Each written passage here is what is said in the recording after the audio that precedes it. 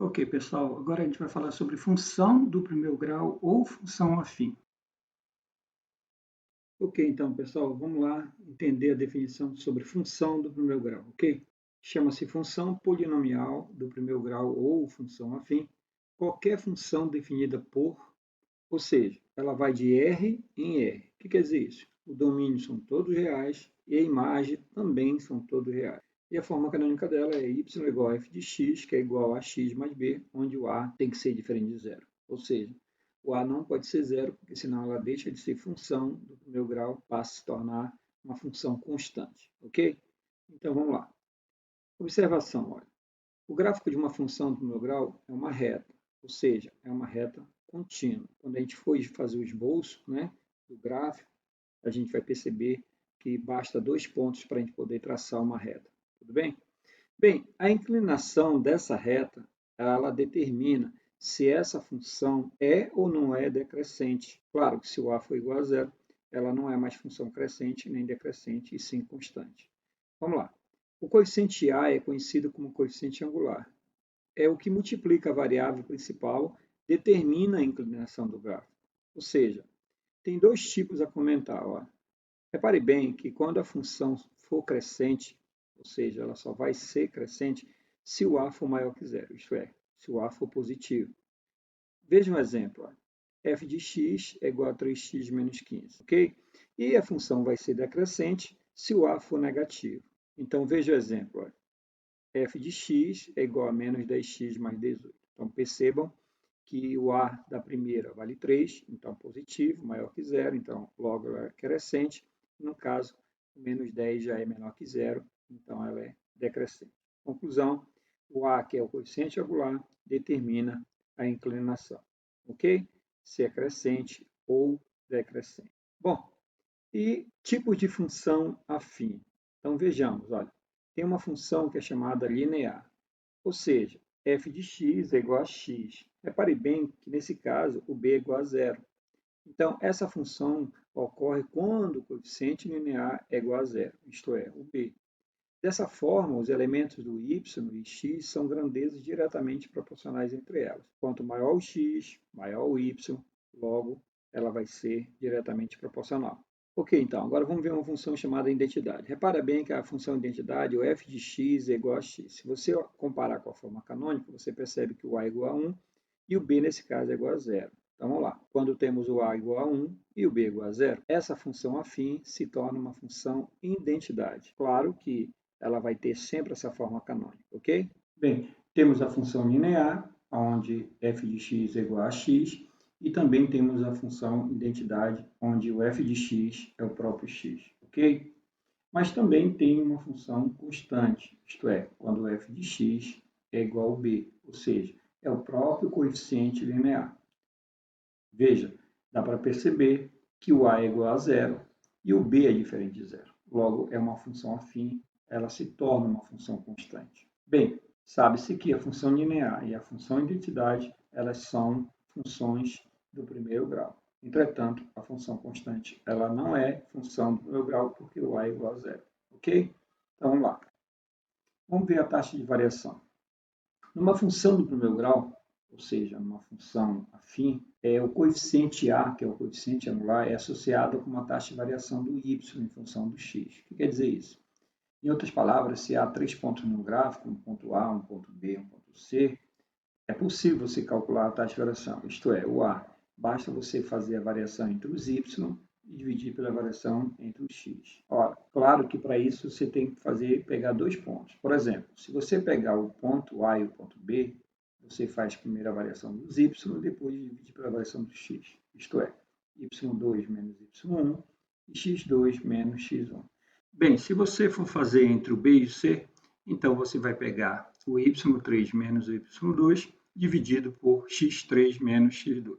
Ora, mas se você for pegar o a e o c nesse caso, você já vai fazer a diferença entre o y3 menos o y1 dividido por x3 menos x1, ok? Bem, para que você possa fazer essa taxa de variação, basta você encontrar 2 pontos que pertençam à reta. Tranquilo?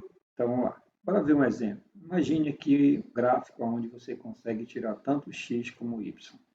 tirando o x 4 e o seu y é 8. E vamos pegar um outro ponto, quando o x for 5, o seu y é 10, e quando o seu x for 7, o y é 14. Caso você faça a variação, aí você pode escolher 2 pontos. Então, bora escolher um ponto no qual a gente possa fazer a variação entre os y. Bora pegar o 10 tirando 8, veja, 10 tirando 8, e 5 tirando 4, que é a variação das abscissas. Isto é, 10 tirando 8 vai dar 2, e 5 tirando 4 vai dar 1. Ora, 2 dividido por 1, isso dá 2. Isso é a tua variação, ou seja, é o teu coeficiente angular. Bem, você pode fazer também a variação entre o 14 e o 10, isto é, 14 tirando 10 e 7 tirando 5. Ora, 14 tirando 10 vai dar 4, 7 tirando 5 vai dar 2, e 4 dividido por 2 vai dar 2. Qualquer ponto que você pegar que pertençam à reta tem que dar a mesma variação. Percebo, portanto, que o coeficiente A indica uma proporcionalidade entre a variação da variável y com a variável x. E é fácil perceber. Vejam, de 4 passou para 8, isto é uma variação de 2. E de 5 passou para 10, e de 7 passou para 14. Caso tivesse um 8, seria 16, se fosse 10, seria 20, se fosse 15, seria 30. Sempre o dobro, né? É por isso que há uma ideia de proporção entre as duas variáveis, ok? Então, vamos lá continuar. Ok, pessoal, vamos falar sobre o que é intercepto, ok? Diz o seguinte, olha, o coeficiente B, que é o coeficiente linear, por vezes é chamado de intercepto, porque determina o momento de encontro entre o gráfico da função e o eixo y. Vejam os exemplos. Por exemplo, f de x é igual a x mais 1. Ora, essa função é crescente devido a A ser maior que zero, isto é, positivo. Então, o gráfico dela é esse aí. Ora, percebam que ela corta o eixo do y, no ponto 0,1. Isto é, esse é o intercepto dessa função. Conclusão, toda vez que a reta cortar o eixo do y, lá se encontra o coeficiente linear, que também pode ser chamado de intercepto. Tranquilo? Veja outro exemplo. X menos 1 também é uma função crescente, mas repare que agora o intercepto não é mais 1, e sim menos 1. Quando a gente diz que no eixo do y x é igual a zero, portanto, pega a função qualquer, ax mais b, e aí a gente, no lugar do x, coloca zero. Ora, quando eu coloco zero, vai ficar a vezes 0 é zero. Isso quer dizer, então, que o y é igual a b. E aí, nesses casos, tanto a função f como a função g, os interceptos são respectivamente. Na função f de x, isso implica dizer que o intercepto é 1, isto é, o próprio b. E na função g de x, o intercepto, já nesse caso, é o menos 1. Tranquilo? Basicamente é isso. Toda vez que a função corta o eixo do y, lá se encontra o intercepto, isto é, o coeficiente linear. Tranquilo? Isso pode sim nos ajudar a resolver algumas questões sobre função do primeiro grau. Tranquilo? Então vamos lá. Ok, então vamos tentar procurar esboçar o gráfico de uma função do primeiro grau ou função afim. Bem, tem algumas questões de matemática, é muito útil você desenhar por conta própria o gráfico de uma função do primeiro grau, ok? Uma reta ela pode ser desenhada a partir de 2 pontos, ok? Então, portanto, só precisamos marcar 2 pontos e traçar a reta para esboçar o gráfico de uma função do primeiro grau. De maneira geral, podemos adotar o seguinte procedimento em 2 passos. Ó. Então, vejamos, ó. Calculamos o ponto de interseção do gráfico dessa função com o eixo y, ou seja, calculamos o x igual a zero. Não esqueça que quando x é igual a zero, nós calculamos o intercepto, ou seja, onde a reta corta o eixo do y. Ok? Bom, e aí você pega, coloca o x igual a zero, isso quer dizer então que vai dar a vezes zero, vai dar zero, e o y, que é o f de x, é o próprio b. Não se esqueça que esse ponto passa a ser 0 e b. Ora, portanto, a função do primeiro grau passa por esse ponto. Tudo bem? O cruzamento do gráfico da função com o eixo y sempre ocorrerá no intercepto. Tudo bem? E aí, para calcularmos o ponto de interseção do gráfico dessa função com o eixo x, ou seja, calculando quando o y é igual a zero. Ora, pega a função f de x igual a x mais b igual a zero, ficará assim, 0 igual a x mais b, passará o b para o outro lado e ficará a x é igual a menos b. Passo a dividindo, então fica menos b sobre a. Isso quer dizer, então, que o ponto será menos b sobre a de zero. Ora, você tendo em mãos esses 2 pontos, você coloca no eixo cartesiano, depois é só você traçar a reta. Não se esqueça que igual o x a zero, acha o b, que é o intercepto, depois você pega a função, igual a zero, isto é, o y igual a zero, e acha o x, que nesse caso seria a própria raiz da função. Tudo bem? Aí a gente vai agora fazer o esboço desse gráfico. Bem, a partir desse momento a gente consegue fazer o esboço do gráfico agora, né? Então vamos lá. De posse desse algoritmo, vejamos um exemplo para fins, né, de fixação. Vamos considerar uma função linear qualquer. Por exemplo, 2x mais 6, ok? Bem, primeiro passo, a gente vai colocar x igual a zero. Isso implica dizer que f de x é igual a 2x mais 6. Ora, jogando zero no lugar do x, fica 2 vezes zero, isso vai dar zero. Então, o teu f de x é igual a 6. Conclusão, o ponto passa a ser 0 e 6. Então, repare bem, eu já tenho um ponto. Ora, e aí você faz y igual a zero, ou f de x. Então, vai ficar 0 igual a 2x mais 6. Passo o 6 para o outro lado, fica 2x igual a menos 6. Passo 2 dividindo. Isso quer dizer que o x vai dar menos 3, logo o ponto vai ser menos 3 e 0. Bem, a partir do momento que você tem esses dois pontos, e aí traçaremos, portanto, os dois pontos relacionados no plano cartesiano, ok? Aí você já sabe que o A é maior que zero, então esse gráfico é crescente. Bom, aí você desenha o eixo cartesiano, o eixo da abscissa, que é o eixo do x, depois o eixo da ordenada, que é o eixo do y. Bem, aí jogamos o ponto 0 e 6, que nesse caso é 1, 2, 3, 4, 5, 6. Ora, esse é o nosso intercepto, ok? E agora a gente joga o ponto menos 3 e 0, que nesse caso é menos 1, menos 2 e menos 3. Ora, já achamos também esse ponto, ok? E aí você traça a reta. Então, essa é a reta que define essa função 2x mais 6. Tranquilo? Então, vamos lá. Bem, pessoal, vamos entender agora o que é, nesse caso, modelar a lei da função do primeiro grau, ok? Já que se trata da competência da área 5. Tudo bem? Então, vamos lá. Esse processo a gente precisa entender esse objeto de conhecimento chamado sistema linear. Mas, para isso, a gente precisa identificar dois pontos no eixo cartesiano, no qual essa reta passa por esses pontos, ok? Então, bora pegar um eixo cartesiano, o eixo do x e o eixo do y, e bora imaginar o ponto 1 e 2, vejam, ponto 1 e 2, e vamos imaginar o outro ponto 4 e 6, ó, um ponto aonde você percebe que a reta passará por esses dois pontos, ok? E aí a gente vai modelar essa função através desse sistema linear, tudo bem? Mas para isso, você tem que conhecer dois pontos no qual a reta passa por eles, tranquilo? Então vamos nessa.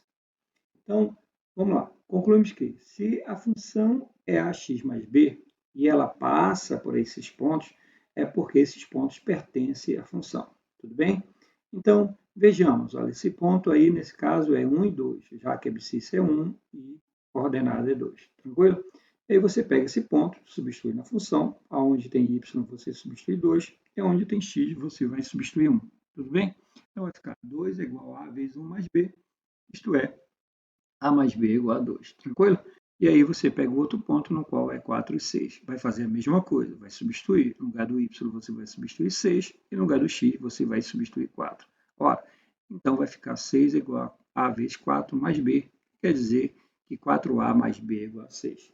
Então repare bem, você pegou os dois pontos e substituiu na função. Entretanto, para você resolver, você vai ter que lembrar desse objeto de conhecimento chamado sistema linear. E aí você pega as duas equações, no qual a mais b é igual a 2 e 4a mais b é igual a 6. Aí tem várias maneiras para você resolver esse sistema linear. Então, eu vou escolher o cancelamento, ok? Eu vou multiplicar de cima por menos 1, no qual vai ficar menos a menos b é igual a menos 2. E a de baixo manterá o mesmo sinal, ou seja, 4a mais b igual a 6. Bem, repare bem que se você cortar o menos b com b, isso vai dar 0, e menos a com 4a vai dar 3a, e menos 2 com 6 vai dar 4. Isto é, a nada mais é do que 4 terços, ok? Aí você substitui o valor do a, que no qual vai ficar 4 terços mais b igual a 2, e aí você tira o MC, que nesse caso dará 3, 3 dividido por 3 vai dar 1, 1 vezes 4, 4, e 3 dividido por 1 vai dar 3, 3 vezes b dá 3b, e 3 dividido por 1 vai dar 13, e 3 vezes 2 vai dar 6, ok? Aí você corta o 3 com 3, e aí ficará 4a mais 3b igual a 6. Passará o 4 para o outro lado, vai ficar 6 menos 4, e aí 6 menos 4 vai dar 2, e passará o 3 dividindo, no qual o b vai dar 2 terços, que é, no nosso caso, o intercepto, tranquilo?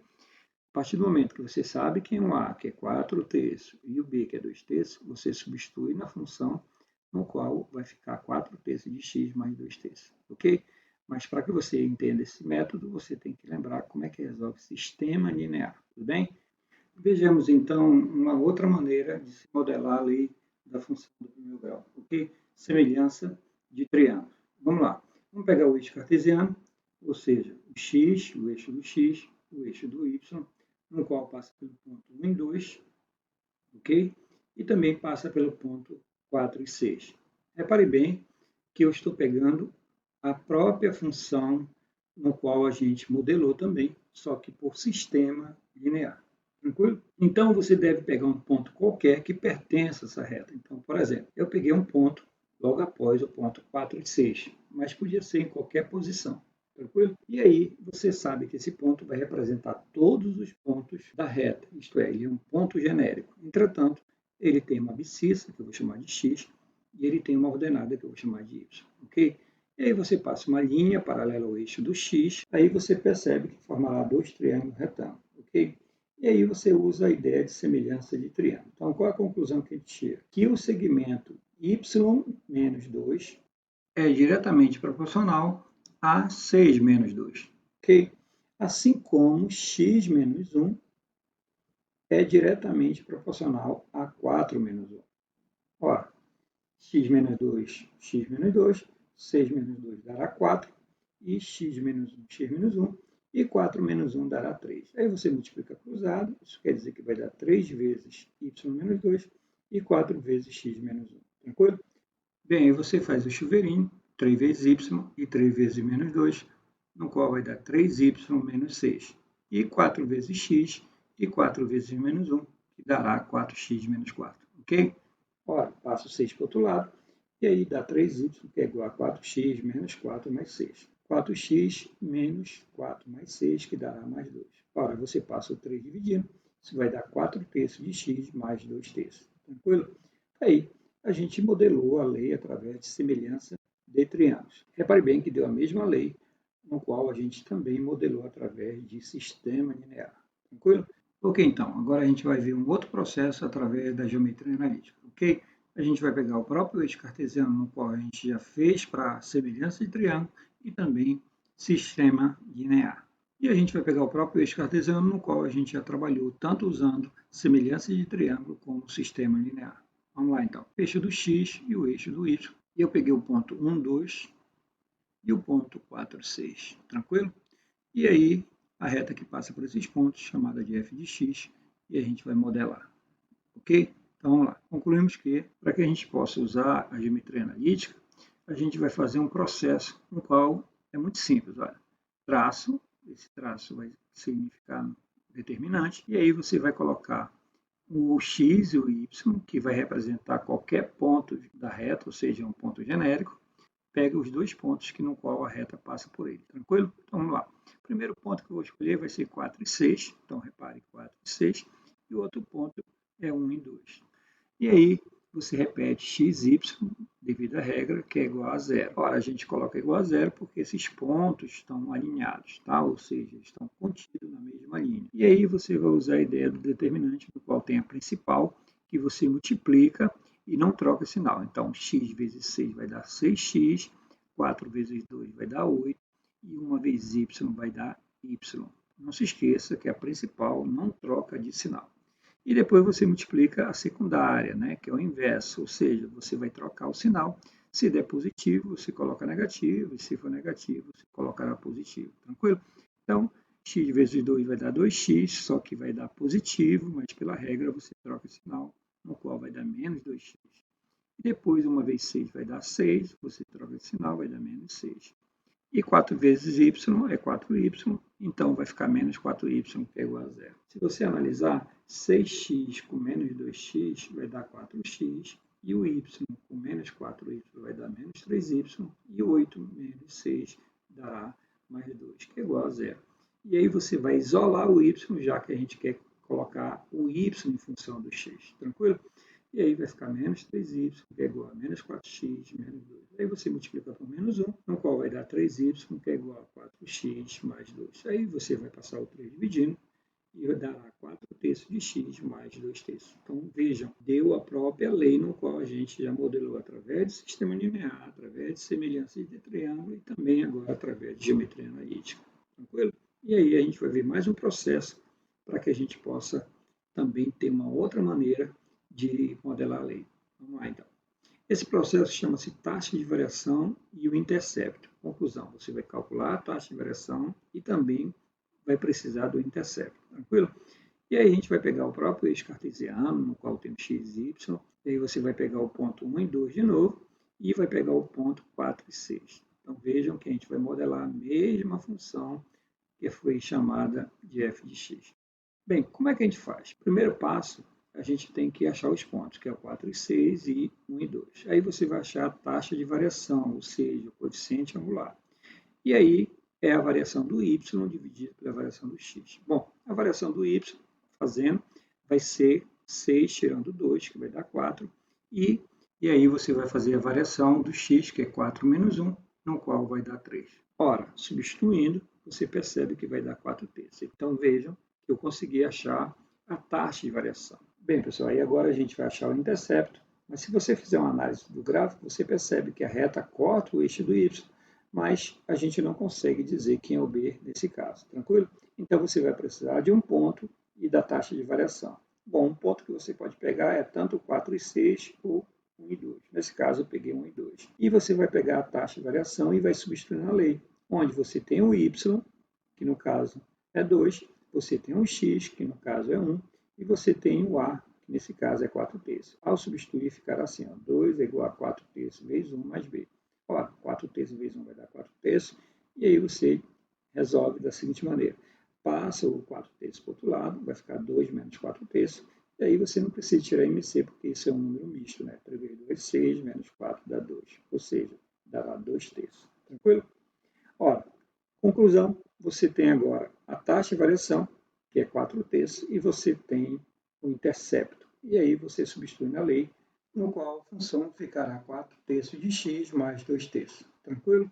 Agora a gente vai exercitar. Vamos lá.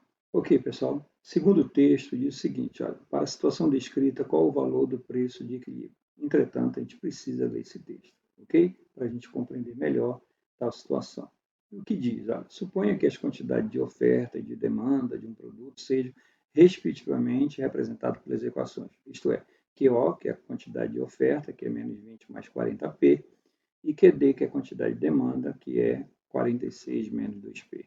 Entretanto, ele fala assim, ó, então, a partir dessas equações de oferta, de demanda, os economistas encontram o preço de equilíbrio de mercado, ou seja, quando o QO e o QD se igualam. Então, é só igualar as duas funções, menos 20 mais 4P e 46 menos 2P. Passo menos 2P para o lado esquerdo e passo menos 20 para o lado direito, ficará 4P mais 2P, que é igual a 46 mais 20. Ora, 4P mais 2P dará 6P e 46 mais 20 dará 66. Passando 6 dividindo, isso vai dar 11. Então, esse é o preço de equilíbrio, tanto na oferta como na demanda. Conclusão, letra B de bola. Ok? Próxima questão. Ok, pessoal, vamos lá mais uma questão. Segundo o texto, diz o seguinte, então a média de quilômetros rodados por corrida foi de, mas para isso a gente precisa compreender essa função, tranquilo?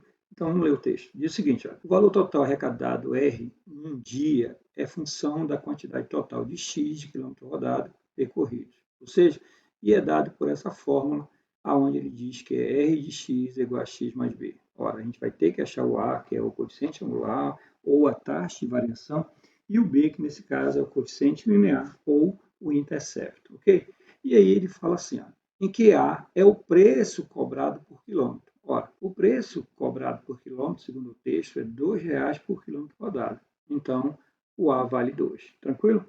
E ele diz que o B é a soma de todas as taxas fixas recebidas no dia. Entretanto, o motorista de táxi cobra para cada corrida uma taxa fixa de R$ 5,00, ok? Mas para isso a gente precisa saber quantas corridas ele chegou a fazer. Nesse caso, ele diz que se um dia o taxista realizou 10 corridas, ora, se ele cobra R$ 5,00 por corrida e ele deu 10 corridas, isso quer dizer então que o B vale R$ 50,00, tranquilo? E aí você escreve a função que R está em função de x, ou seja, valor arrecadado está em função da quantidade de quilômetros rodados, é AX mais B, onde o A você tem, que é R$2, e o B é R$50. Isso dá 2x mais 50. Tudo bem? E aí ele diz o seguinte, olha, ele pergunta qual é a média de quilômetros rodados. Entretanto, eu preciso saber quantos quilômetros esse motorista chegou a percorrer. Tranquilo? Então ele diz que arrecadou R$410 segundo o texto. E aí você substitui no lugar do E 410, que vai ficar igual a 2x mais 50. Passa 50 para o lado esquerdo, isso vai ficar 410 menos 50, que dará 360. E passo 2 dividindo, isso vai dar 180 km. E não esqueça que esse 180 é durante 10 dias, tudo bem? Então concluímos que pegamos o que? Os 180 km dividido por 10, e aí eu compreendo que dará 18 km por dia. Conclusão, letra C. Bem, pessoal, mais uma questão. No caso é do Enem do PPL, que a gente precisa observar o gráfico para que a gente possa modelar essa lei que diz o seguinte, olha, a expressão algébrica que relaciona a quantidade de combustível no tanque e a distância percorrida pelo automóvel. Tudo bem? Ora, ele diz o seguinte, que a quantidade de combustível no tanque é indicada pelo eixo do Y, e é fácil perceber isso no gráfico, ok? Que no caso é o eixo vertical.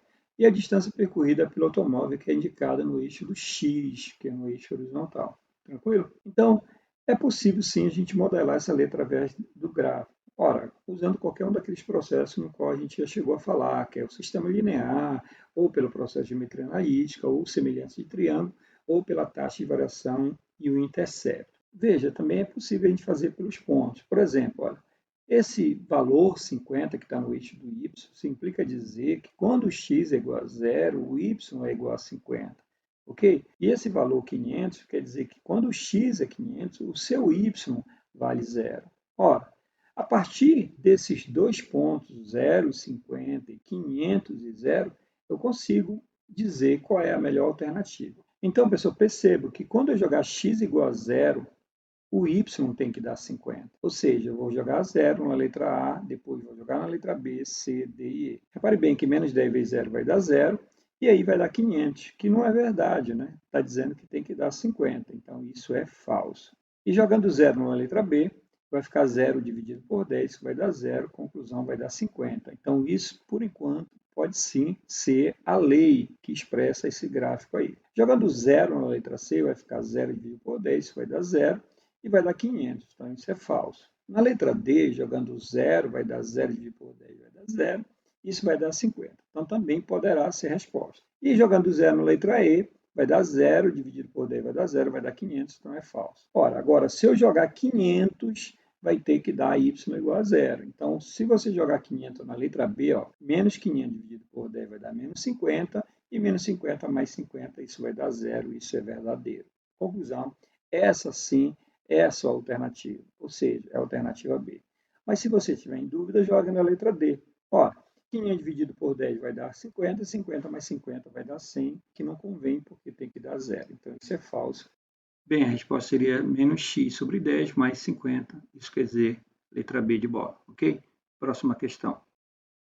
Segundo o texto, assim os táxis que o executivo e a sua esposa deverão pegar, respectivamente, para terem maior economia são das empresas, ou seja, deve ter aí mais de duas empresas, né? Então vamos ler com calma e vamos analisar. Então bora lá. Bem, a empresa W cobra R$ 2,40 a cada quilômetro rodado e com um custo inicial de R$ 3. Isso quer dizer, então, que a empresa W implica dizer que ela é uma função do primeiro grau, ou seja, o Y, que é o valor em reais, é 2,40 vezes X, que significa quilômetro rodado, mais a sua parte fixa, que nesse caso é R$ 3. Então, a empresa W já está definida, né? E a empresa K diz que cobra R$ 2,25 a cada quilômetro rodado e uma taxa inicial de R$ 3,80. Então, isso implica dizer que a empresa K vale Y, que é igual a 2,25x mais 3,80, ok? E a empresa L já cobra R$ 2,50 a cada quilômetro rodado e com uma taxa inicial de R$ 2,80.